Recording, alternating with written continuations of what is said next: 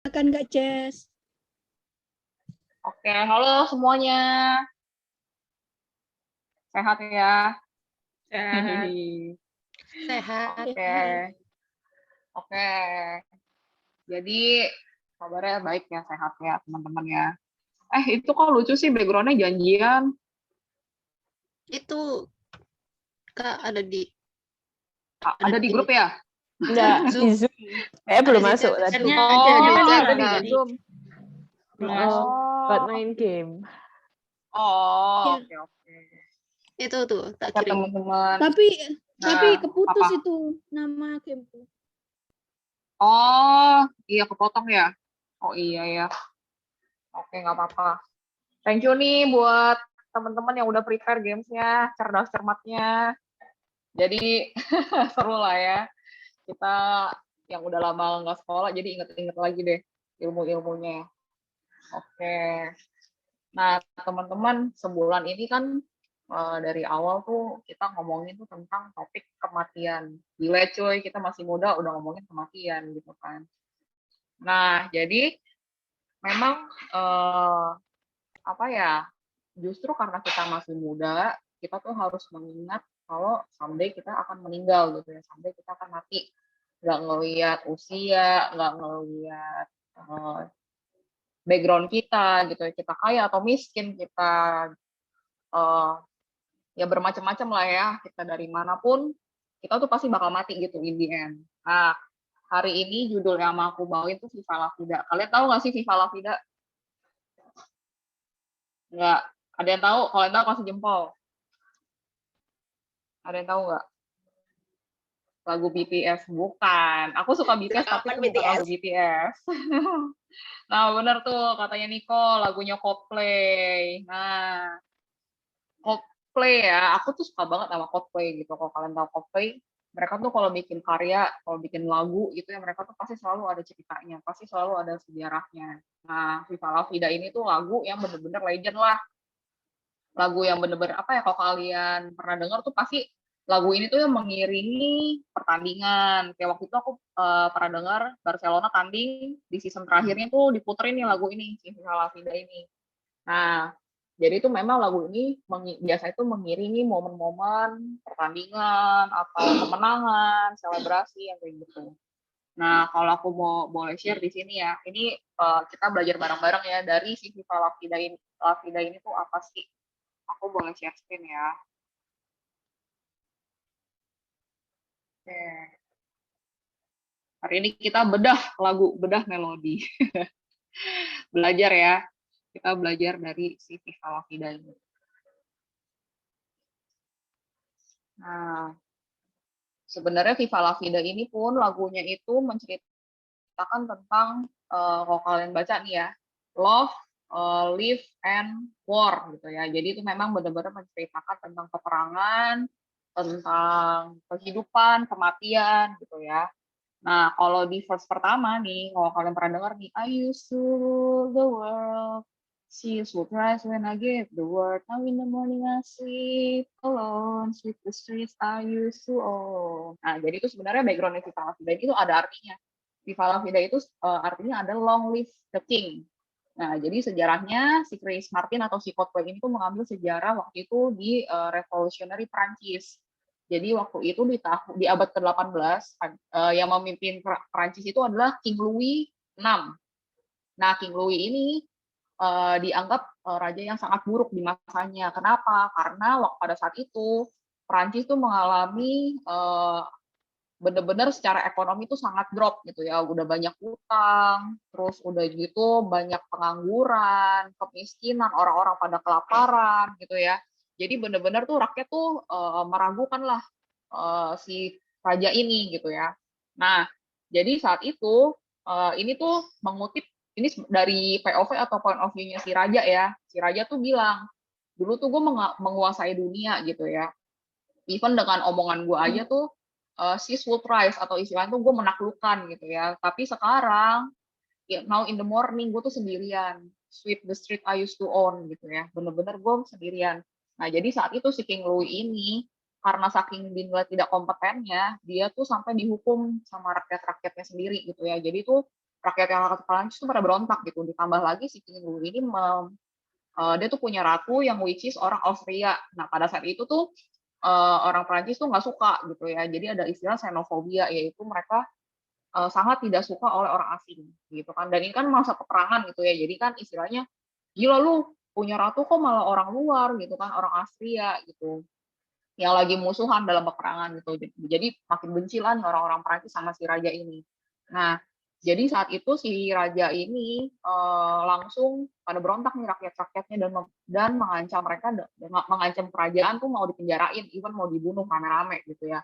Jadi dia tuh benar-benar rakyat Prancis tuh malah ngebobol penjara yang ada di Prancis, yang sih penjahat-penjahat gitu ya, dibobol sengaja biar pada bebas, terus mereka melakukan pemberontakan ke kerajaan gitu ya, ke istana. Nah, jadi saat itu raja pun akhirnya dihukum nih sama rakyatnya sendiri dengan cara dipenggal, kepalanya dipenggal secara forum ya, dipertontonin sama orang-orang di sekitarnya gitu ya. Nah, tapi nanti ada ceritanya kenapa sih si raja ini sampai digituin banget gitu ya. Nah, ini sekarang kita verse kedua nih. I used to roll the dice, feel the fear in my enemy's eyes. Listen as the crowd would sing, now the whole thing is dead, long live the king. Nah, jadi tuh waktu itu kalau kalian pernah nonton nih film-film kerajaan gitu ya, pasti tuh ada satu momen si raja ini tuh pasti mereka berjudi gitu ya, roll the dice gitu. Mereka itu isinya berjudi untuk memenangkan sebuah peperangan gitu. Nah, jadi tuh zaman dulu tuh udah ada tuh gambling-gambling kayak gitu ya. Cuman karena berjudi, mereka tuh bisa tuh ngatur strategi untuk bisa memenangkan satu wilayah peperangan gitu ya. Nah, sama nih kayak si King Louis ini gitu ya. Dulu tuh Perancis itu sangat dia tuh dibilang juga negara yang berkuasa nih nomor 3 setelah Inggris sama Amerika waktu itu ya. Karena si Prancis ini banyak menaklukkan negara-negara nih dengan peperangan. Nah, ternyata si King Louis ini gimana sih bisa menaklukkan perang? Karena ada itu gold, glory, and gospel. Nah, khususnya gospel. Jadi itu motivasinya si King Louis ini adalah mau memasukkan agama Kristen ke wilayah-wilayah yang mau dia jajah gitu istilahnya ya. Nah, sekarang yang selanjutnya nih, 1 minute I held the key. Next, the walls were closed on me, and I discovered that my castle stand upon pillars of salt and pillars of sand. Nah, di sini tuh si raja tuh udah mau sadar gitu ya. Dulu gue berkuasa nih, I have the key. Tapi sekarang, castle gue tuh tidak kokoh lagi nih, upon pillars of salt and pillars of sand. Pillars of salt sama sand itu kan istilahnya ya dari pasir sama garam gitu ya. Tidak kuat itu pilar kerajaannya. Jadi tuh dia udah menyadari, oh ini memang saatnya udah gua bakal runtuh nih kerajaan gua gitu ya. Nah, di sini selanjutnya I hear Jerusalem bells are ringing, Roman cavalry choirs are singing, Be my mirror, my sword and shield. Nah, di sini artinya apa? Jadi itu si King Louis ini tadi aku bilang dia tuh menggunakan agama sebagai mirror, sword atau shield gitu ya, atau senjata dia untuk menaklukkan daerah-daerah yang mau peperangan yang dia tuju gitu ya. Nah, jadi tuh si raja ini tuh sadar kalau selama ini tuh dia tuh motivasinya tuh salah selama ini gitu ya. Dan ternyata kalau aku tadi sih aku juga baca banyak artikel gitu ya dan banyak cerita juga, dan ternyata si King Louis ini waktu even dia mau dihukum, dia diarak gitu ya, diarak menuju tempat penggalnya. Dia tuh diem gitu, dia nggak berontak, dia nggak ngelawan gitu. Orang pada bingung dong rakyatnya gitu. Kok dia mau dihukum tapi tenang-tenang aja ya, jalannya santai gitu ya. Even waktu dia naik ke podium gitu ya, prajuritnya kan yang mau lucutin baju dia kan, baju kerajaannya. Dia bilang, gue bisa sendiri, lu nggak perlu bantu gue gitu. Akhirnya dia sadar, dia lucutin sendiri tuh baju dia. Dan dia tuh dalam hati dia berdoa gitu ya. Istilahnya, Tuhan, gue berdoa, gue mungkin salah ya, gue berdosa gitu. Cuman dosa-dosa selama ini, hutang-hutang yang kerajaan Perancis selama ini banyak, itu ternyata hutang-hutang raja terdahulu yang korupsi gitu ya. Jadi bukan 100% kesalahan dia nih, gitu. Tapi rakyat melihat kesalahan raja yang sekarang, raja hari ini gitu ya. Nah, jadi raja-raja sebelumnya pun menutupinya juga dengan apa ya, dengan kemunafikan istilahnya, di saat rakyat miskin, di saat rakyatnya kelaparan gitu ya, kerajaan tapi tetap makan enak gitu, makan daging, mereka tetap hidup dengan kemewahan gitu ya. Nah, padahal hutang-hutang itu tuh hutang-hutang dari zaman dulu banget, dari zaman kakeknya, dari zaman buyutnya gitu ya. Ditambah dengan faktor-faktornya gitu, Akhirnya dialah nih yang kena gitu. Dan dia bilang ada satu lirik juga yang bilang gini, bentar ya, ada satu kutipannya nih. For some reason I can't explain. I know Saint Peter won't call my name. Never an honest word, but that was when I wrote the word. Jadi dia tuh pengen sebenarnya mengutarakan beralasan-alasan ini yang banyak faktor. Kenapa sih harus gua yang kena? Padahal tuh faktor itu banyak loh yang lain gitu. Bukan kesalahan gua, harus murni gitu. Cuman dia nggak bisa ngomong secara gamblang gitu. Dia nggak bisa menjelaskan gitu kepada rakyatnya. Dan dia bilang di sini, I know Saint Peter won't call my name. Jadi Saint Peter itu kan Petrus ya. Jadi kalau agama mereka ya Katolik zaman dulu gitu atau Kristen zaman dulu di Eropa tuh percaya kalau si Saint Peter ini adalah penjaga gerbang surga gitu. Jadi dia percaya Saint Peter won't call my name gitu. Gue nggak bakal dipanggil nih sama Petrus di gerbang surga gitu. Pasti gue masuk neraka gitu ya. Gitu. Dan gue nggak bisa ngomong jujur sampai hari ini. Walaupun gue sadar atas kebohongan gue selama ini, tapi ya ujung-ujungnya gue yang akan menanggung dosa ini dan gue bakal masuk neraka gitu ya. Nah, itulah sejarah ceritanya gitu ya. Ini aku ngomong kecepatan gak ya? Semoga kalian nangkap lah ya intinya. Nah, jadi istilahnya itu gitu. Jadi kayak di balik Viva la Vida Long Live the King ini tuh ada makna sejarahnya gitu. Dan yang paling aku soroti di sini ternyata apa ya, fakta uniknya, ternyata si Raja Perancis ini tuh menggunakan agama sebagai excuse gitu untuk perang gitu kan. Dia tuh menggunakan agama untuk menutupin dosa-dosanya gitu. Nah, kalau kita lihat hari ini, apakah kita seperti itu juga gitu ya. Nah, ini bikin aku juga berkata diri sih tadi waktu baca gitu, gila, ternyata nggak jauh beda ya sama hidup kita hari ini gitu ya. Kita udah, istilahnya kita kan Kristen lah ya, kita ke gereja, kita ikut home gitu ya. Tapi apakah kita menggunakan agama nih sebagai tameng kita gitu ya. Jangan sampai tuh kita juga secara tidak sadar kita melakukan hal yang seperti itu. Nah, kalau mau ngomongin tentang minggu ini tema sebenarnya adalah resurrection. Apa sih resurrection? Resurrection ini adalah kebangkitan gitu ya. Nah, jadi setelah kematian, afterlife, itu nanti kita akan dibangkitkan. Kepercayaannya seperti itu ya. Dan dibangkitnya itu gimana sih? Apakah kita seperti yang di sinetron-sinetron Hidayah, yang setelah mati dibangkitkan lagi gitu kan? Bangkit dari kubur gitu. Apakah seperti itu? Enggak ya teman-teman ya. Jadi kebangkitan di sini tuh apa sih artinya? Dan sebenarnya makna kebangkitan itu bagaimana sih? Nah, kalau kita lihat dari cerita Tuhan Yesus gitu ya, atau kita lihat cerita-cerita di Alkitab gitu, orang-orang yang pernah Tuhan bangkitkan itu tuh bukan orang yang sembarangan teman-teman gitu ya. Ya kita lihatlah contohnya Tuhan Yesus sendiri gitu. Nggak mungkin Tuhan dibangkitkan bukan dengan alasan tertentu gitu ya. Tuhan itu dibangkitkan, aku percaya juga karena ketaatannya gitu. Kalau kayak saya pernah baca di Alkitab ada seorang anak yang dibangkitkan gitu sama Tuhan Yesus, itu kan juga karena apa? Karena ibunya juga beriman gitu pada Tuhan. Jadi itu memang nggak semua orang tuh bisa dibangkitkan dengan otomatis gitu ya, nggak dengan kita secara Kristen kita otomatis dibangkitkan, nggak. Tapi itu balik lagi dari mana? Dari ketaatan kita sendiri gitu. Nah, dibangkitkan itu juga bukan secara mistis ya, bukan dengan kayak yang Hidayah tadi itu, enggak gitu ya. Waktu kita terbaring di rumah sakit gitu, koma misalkan, kita tuh dibangkitkan gitu, jadi wah mati suri gitu, enggak ya, enggak seperti itu juga. Tapi dibangkitkan di sini adalah ya secara tubuh kita dibangkitkan, tapi roh kita tuh tubuhnya dengan tubuh kemuliaan gitu ya, bukan lagi dengan tubuh yang fana gitu. Jadi nanti kalau kita udah masuk nih ke LB3 ya kita masih punya tubuh nih seperti hari ini gitu ya, secara fisik kita masih bisa makan gitu ya, sama seperti hari ini, tapi tubuhnya tuh udah tubuh kemuliaan gitu, udah nggak ada dosa gitu, udah nggak ada cacat celah. Nah, jadi di sini kita juga harus ngerti teman-teman ya, dibangkitkan itu bukan otomatis gitu, tapi dibangkitkan itu balik lagi nih dari ketaatan kita, dari logos kita selama ini gitu, dari perbuatan baik kita, dari hati kita gitu ya, balik lagi dari juga perkataan kita, froneo yang kita miliki gitu, kalau kata Om Eras ya, froneo, pikiran dan perasaan Tuhan. Nah itu tuh balik lagi ke situ teman-teman. Nah di sini aku mau ajak teman-teman juga sharing nih ya, nanti bisa kita sharing aja apa sih ketaatan yang hal kecil lah gitu yang harus kita lakukan gitu untuk menunjukkan kalau kita tuh benar-benar taat sama Tuhan gitu. Kalau taat di sini kan udah pasti ya nggak melakukan dosa itu udah pasti ya. Tapi kan taat di sini juga mungkin ada pilihan gitu, karena kan kita semua pasti hidup dengan banyak pilihan. Nah, terkadang tuh pilihan-pilihan itu tuh bias gitu ya, kayak udahlah toleransi aja gitu, misalkan Aci lah ini abu-abu nggak hitam nggak putih, ini nggak merugikan siapa-siapa kok gitu kan, tapi kan kita nggak tahu gitu. Ini tuh merugikan Tuhan loh, kita tuh tahu dalam hati kita gitu, ini tuh Tuhan gak suka gitu, tapi kita lebih memilih hal itu misalkan.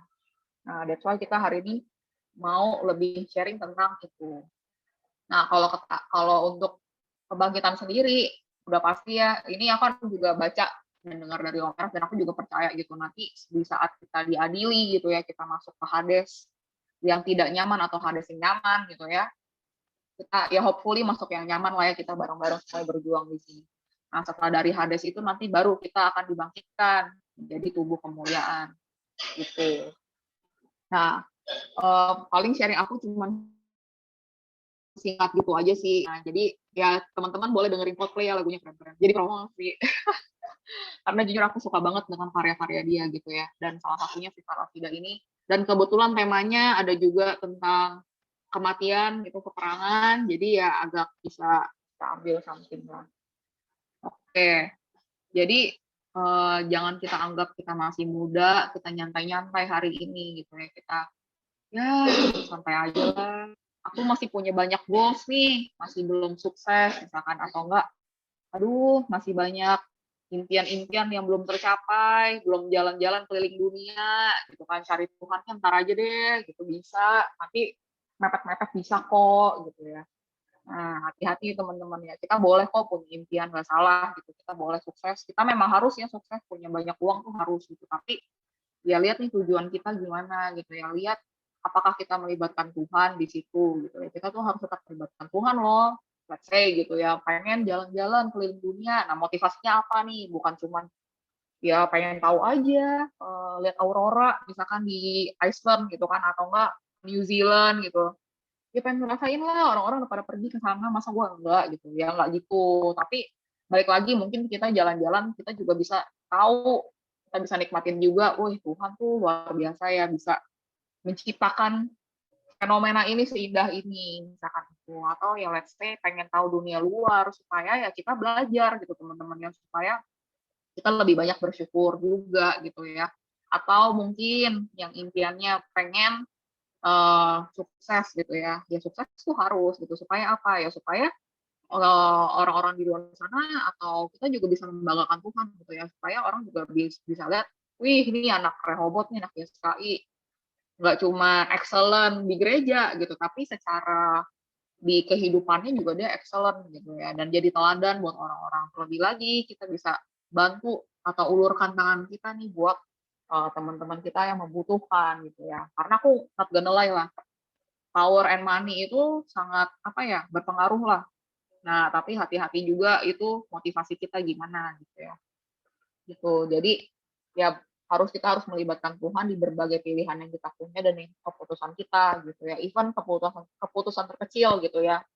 Keputusan terkecil tuh dalam hal apa ya? Contohnya ya dalam hal pergaulan misalkan gitu ya. Kamu lebih milih let's say ikut home atau nongkrong gitu ya. Jangan kan nongkrong deh gitu. Jangan kan nongkrong sama teman yang gak bener ya, ikut home, atau misalkan olahraga jogging gitu. Olahraga jogging kan bagus ya kan, sehat, tidak merugikan gitu. Tapi jangan kita menjadikan satu itu alasan sebagai kita tuh nggak mau ikut home, kita nggak mau belajar, kita nggak mau mendengar kebenaran gitu. Ada juga kita harus bayar harga. Contohnya apa bayar harga? Ya kita berdoa, kita punya jam jam saat teduh sama Tuhan gitu ya. Kita bener-bener paksa gitu, kita prioritasin. Pokoknya gua harus luangin waktu malam ini. Setiap hari pokoknya harus gitu ya. Sejam atau 30 menit lah gitu kan. Kalau kata mereka mulai dari 30 menit. Pokoknya 30 menit ini harus jadi prime time gue deh sama Tuhan. Udah dari situ aja teman-teman. Itulah resepnya. Itu taat taat dari hal sederhana menurut aku ya. Dan itu yang bisa kita invest dari hari ini, yang kita bisa investasiin terus-menerus sampai in the end nanti Tuhan tuh manggil nama kita gitu ya. Masuk ke kerajaannya bareng-bareng kita semua gitu. Gitu aja sih teman-teman ya, sharing dari aku. Nah, boleh nih kita habis ini sharing apa sih ketaatan atau wujud ketaatan yang lagi kalian jalani itu seperti apa sih misalkan. Itu boleh kalian sharing ya. Oke, aku kembalikan kepada host. Oke, terima kasih Kak Oke. Jess. Makasih Kak Jess. Nanti.